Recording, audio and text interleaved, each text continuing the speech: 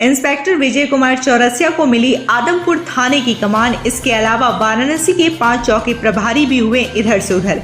कई दिनों से खाली चल रहे आदमपुर थाना अध्यक्ष पद पर एसएसपी अमित पाठक ने सोमवार देर रात नई तैनाती कर दी है। पुलिस लाइन में अब तक प्रतीक्षारत रहे इंस्पेक्टर विजय कुमार चौरसिया को प्रभारी निरीक्षक आदमपुर का दायित्व दिया गया है। इस पद पर पहले तैनात रहे इंस्पेक्टर सतीश सिंह को जनसा थाना अध्यक्ष बनाए जाने के बाद से ये पोस्ट खाली चल रही थी। पूर्व मंत्री ओम प्रकाश सिंह ने उत्तर प्रदेश सरकार पर आरोप लगाया है कि वो भ्रष्टाचार और अपराध को छुपाने के लिए समाजवादियों का गला दबा रही है। वाराणसी में सोमवार को हुए लाठीचार्ज में घायल सपा कार्यकर्ताओं को देखने मंगलवार को सपा के पूर्व मंत्री मंडलीय चिकित्सालय पहुंचे थे। इस दौरान उन्होंने गंभीर रूप से घायल राहुल सोनकर और राहुल राजभर का हालचाल जाना। मीडिया से बातचीत में उन्होंने कहा कि जिस तरह से प्रदेश भर में सरकार के इशारे पर पुलिस ने समाजवादी पार्टी के कार्यकर्ताओं और नेताओं पर लाठीचार्ज किया है वह निंदनीय है। अद्भुत सरकार है भाई, चाहे मोदी जी हो चाहे योगी जी, इनको समझ में नहीं आ रहा कि सरकार चला रहा है कि गिरोह चला रहा है। और गिरोह चलाने वाला हमेशा हिंसक होता है, सरकार चलाने वाला वेलफेयर होता है, सबकी भलाई। कोरोना काल में आयोजित हुआ संपूर्ण समाधान दिवस। कमिश्नर और आईजी रेंज ने सुनी जनता की फरियाद। शासन की मंशा के अनुरूप मंगलवार को कमिश्नर दीपक अग्रवाल और आईजी विजय सिंह मीणा ने सदर तहसील में फरियादियों की फरियाद सुनी तथा साथ ही साथ हर एप्लीकेशन पर आवश्यक कार्रवाई के लिए संबंधित अधिकारियों को निर्देशित भी किया। आज लॉकडाउन और अनलॉकिंग के पश्चात धीरे धीरे शासन के निर्देश पे बहुत सारी एक्टिविटीज़ अब शुरू हो गई है। उसी दिशा में आज प्रथम मतलब ये पूरे कोरोना काल का पहला हमारा संपूर्ण समाधान दिवस तहसील सदर में आज यहाँ पे संपादित हुआ। और आज चूँकि ये पहला संपूर्ण समाधान दिवस था तो जो हमारे वादियों की संख्या थोड़ी सी कम थी, लेकिन फिर भी 47 वादकारी अपने आकर अपनी बात को रखे। और मुख्यतः समस्या पुलिस और राजस्व से संबंधित थी, जिसमें कुछ का तो सामने बुलवाकर पूछताछ करके स्पष्ट निर्देश दे दिए गए और कुछ में जहाँ पे कुछ न्यायिक मामले कहीं न कहीं कोर्ट में पेंडिंग थे तो उनको तब तक शांति व्यवस्था बनाए रखने के लिए और अपना मामला न्यायालय से हल कराने के लिए और शीघ्रता से निर्देश दिए गए। और आगामी इसी तरह से जो कोविड के प्रोटोकॉल है उसको देखते हुए उस सारे प्रिकॉशंस लेते हुए सभी तहसीलों में और थाना में आने वाले समय में संपूर्ण समाधान दिवस और थाना समाधान दिवस मनाया जाएगा। Thank you sir. प्रधानमंत्री नरेंद्र मोदी के संसदीय क्षेत्र में उनके 70वें जन्म दिवस के पहले आयोजित सेवा सप्ताह के दूसरे दिन निःशुल्क नेत्र परीक्षण एवं चश्मा वितरण किया गया। निवेदिता शिक्षा सदन तुलसीपुर महमूरगंज में यह कार्यक्रम आयोजित किया गया। इस कार्यक्रम के मुख्य अतिथि भाजपा के प्रदेश सह प्रभारी सुनील ओझा ने डॉक्टर श्यामा प्रसाद मुखर्जी व पंडित दीनदयाल उपाध्याय के चित्रों पर माल्यार्पण व दीप प्रज्वलन कर शिविर का शुभारंभ किया। इस शिविर का आयोजन कैंट विधायक सौरभ श्रीवास्तव की अगुवाई में हुआ। पूर्व कोरोना पॉजिटिव मरीज ने मेडविन अस्पताल पर लगाया धन उगाही का आरोप, कमिश्नर से की शिकायत। जिला प्रशासन द्वारा मैदागिन स्थित मेडविन अस्पताल को कोरोना लेवल 2 एवं लेवल 3 उपचार के लिए आरक्षित किया गया है, पर अस्पताल में भर्ती हुए मरीजों और उनके परिजनों द्वारा अस्पताल प्रशासन पर लगातार कोरोना के इलाज की आड़ में धन उगाही का आरोप लगाया जा रहा है। इसी संबंध में पंडित कमलापति त्रिपाठी फाउंडेशन के सदस्यों ने मंगलवार को कमिश्नर से मिलकर अधिकारी से पूरे मामले का संज्ञान लेते हुए अस्पताल परिसर में सीसीटीवी फुटेज के द्वारा निगरानी और जाँच की मांग की है। मैं आनंद कुमार मिश्रा नदेसगढ़ का रहने वाला हूं और मैं 22 जुलाई को कोविड पॉजिटिव होने के बाद जो है मेडविन हॉस्पिटल में एडमिट हुआ। और जब मैं एडमिट हुआ तो ये डॉक्टर मनमोहन श्याम, पहले तो मैं एम्बुलेंस में 2 घंटा बैठा रहा। मेरे साथ के मेरा बेटा गया था, एक सतीश अंजान जी वो गए थे। उनसे पहले कहा कि 3 लाख रुपए जमा करिए तब फिर मरीज को मैं एडमिट करूँगा। तो इन लोगों ने कहा कि भाई 7-8 बजे रात में इस समय 3 लाख रुपए कहाँ से आएंगे, अगर एटीएम से भी निकालेंगे तो 40,000 से ज़्यादा नहीं आएगा, तो आप 40,000 रुपये जमा कर लीजिए, सवेरे कल हम जमा कर देंगे।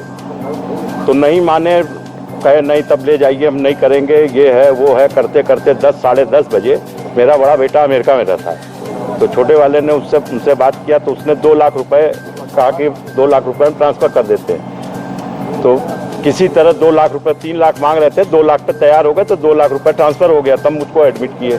एडमिट करने के बाद मुझको लंबा लंबा समझाने लगे कि यहाँ रुद्राभिषेक का सवेरे पाठ होगा, वो होगा, सब लाइव दिखाया जाएगा। और मुझको प्राइवेट वार्ड में भर्ती करने की बात हुई थी और ले जाके जनरल वार्ड में इन्होंने एडमिट कर दिया। और सवेरे तक मैं एकदम ठीक ठाक था, केवल और एम्बुलेंस से उतर के पैदल चल के गया था, लिफ्ट से चढ़ के सारी चीज़ें। पता नहीं क्या उन्होंने हमको वो किया, वहाँ के कमजोरी की वजह से ग्लूकोज चढ़ा रहा हूँ और उसमें लग रहा था जैसे नींद की दवा। मैं 24 घंटा फिर सोने ही लगा। सोने का नतीजा हुआ कि मैं बेड के नीचे कब आ गया 23 या 24 तारीख को, कितने घंटे मैं जमीन पे पड़ा रहा, कोई देखने वाला नहीं, एक फिजिशियन डॉक्टर नहीं उस पूरे हॉस्पिटल में। केवल ये जो डॉक्टर मनमोहन श्याम है, ये एनेस्थीसिया का डॉक्टर है, इसकी पत्नी जो है वो स्त्री रोग की डॉक्टर है। बड़े कहने सुनने पे 25 तारीख को इन्होंने हमको प्राइवेट वार्ड में एडमिट किया। आप विश्वास मानिए 25 जुलाई से 31 जुलाई जिस दिन मैं डिस्चार्ज हुआ हूँ, एक दिन भी कोई डॉक्टर मुझको देखने कमरे में नहीं आया। मैं कहता रह गया। 28 जुलाई की बात है, रात ट्रीटमेंट का हमको कुछ पता ही नहीं। मैं 24 घंटा सोता रहा, न मेरा एक्सरे कराया गया, न मेरा क्या मतलब कि कोई टेस्ट नहीं। और जब 31 को डिस्चार्ज किया गया है तो बिल मांगते रहे, नहीं दिया इस आदमी ने। तो 16 तारीख को अजय राय जी के साथ मेरी वीडियो कॉन्फ्रेंसिंग हुई। जब वीडियो लाइव सोशल मीडिया पे जब वायरल हुआ हमारा वीडियो, तो इसने 21 तारीख को हमको बिल दिया और बिल में दिखाया 40,000 रुपये डॉक्टर की फीस 10 दिन की, 50,000 रुपये कमरे का किराया, 60,000 रुपये नर्सिंग, 37,000 रुपये की दवा, 13,000 रुपये का टेस्टिंग, 2,363,000 रुपये की बिल इसने हमको दिया है। और 31 तारीख को मेरे कुछ सामान और पैसा गायब हो गया था। तो जब मैं वहाँ पे थोड़ा से बवाल किया कि हम कोतवाली इंस्पेक्टर को बुलाइए, तो हमारे बेटे को बुला के इसने कहा कि मैं सब हिसाब बाद में कर दूंगा, अभी इनको किसी तरह ले जाइए। तो मेरा हिसाब भी उस दिन नहीं किया, हमको डिस्चार्ज कर दिया। और 21 अगस्त को इन्होंने हमको पूरा बिल वाउचर दिया। डिस्चार्ज करने में भी बड़ी कहानी है, डिस्चार्ज ही नहीं कर रहा था। रोड टैक्स माफी सहित अन्य मांगों के साथ बीटीटीए ने निकाला जुलूस, पुलिस प्रशासन ने रोका। लॉकडाउन के दौरान जून माह के रोड टैक्स माफी और लॉकडाउन में ही 369 बस मालिकों पर पंजीकृत मुकदमा वापस लेने और अन्य मांगों के साथ मंगलवार को बनारस टूरिस्ट ट्रांसपोर्टर एसोसिएशन के सैकड़ों सदस्य भेलूपुर किनाराम बाबा आश्रम पर एकत्रित होकर जुलूस निकालते हुए पीएमओ कार्यालय के लिए निकले, पर बस संचालकों को पुलिस प्रशासन ने रास्ते में ही रोक दिया। इस दौरान पुलिस और बस संचालकों में थोड़ी बहस भी हुई, जिसके बाद बनारस टूरिस्ट ट्रांसपोर्टर एसोसिएशन ने अपना ज्ञापन एसीएम 3 को सौंपा। सरकार की नीतियों के विरोध में एनई रेलवे मजदूर यूनियन ने निकाला मोटरसाइकिल जुलूस। डीओपीटी मंत्रालय द्वारा 50 और 30 साल का क्राइटेरिया तय कर कर्मचारियों की समीक्षा करने के फरमान और समीक्षा में असक्षम पाए जाने पर नौकरी से निकाले जाने के नए फरमान का रेलवे कर्मचारी विरोध कर रहे हैं। 14 सितंबर से लेकर 19 सितंबर तक एआरएफ के आह्वान पर वाराणसी एनई रेलवे के कर्मचारियों ने मोटरसाइकिल रैली निकाली और उसके बाद डीआरएम कार्यालय के पास एक आम सभा की और सरकार से तुगलकी फरमान वापस लेने की मांग की। मंडल अध्यक्ष एनबी सिंह, एनी रेलवे मजदूर यूनियन वाराणसी मंडल। मेन प्रोटेस्ट यह है आज कि 55 और 30 साल, 50-30 साल इस तरह के आदेश डीओपीटी मिनिस्ट्री द्वारा जारी किए गए हैं, जो विभिन्न रेलों में भेजे गए हैं कि इन बॉर्डर लाइन पर जो लोग पहुंच रहे हैं उनके कार्यों की समीक्षा की जाए और उनको निकालने का, इस लॉकडाउन पीरियड में उनको रेल सेवा से हटाने का एक प्रयास किया जा रहा है भारत सरकार द्वारा। वाराणसी कचहरी में बम की अफवाह पर मचा हड़कंप, सूचना देने वाला युवक गिरफ्तार। आतंकवादी धमाकों का दंश झेल चुके वाराणसी कचहरी परिसर में आज एक बार फिर तब हड़कंप मच गया जब एक लड़के ने फोन पर कचहरी चौकी पर सूचना दी कि न्यायालय परिसर में बम रखा है। इस सूचना पर विश्वास करते हुए police, PSC, bomb disposal squad और फायर सर्विस के अधिकारियों ने टीम के सतत न्यायालय परिसर की सघन तलाशी ली, पर कहीं बम नहीं मिला और फोन करने वाले द्वारा बार बार नई जगह बताए जाने पर वाराणसी पुलिस ने उक्त लड़के को गिरफ्तार कर लिया है। सपाइयों की जमानत कराने पहुंचे पूर्व मंत्री का पीएम पर जुबानी हमला, कहा चाय बेचते किसी ने नहीं देखा लेकिन देश बेचते सब देख रहे हैं।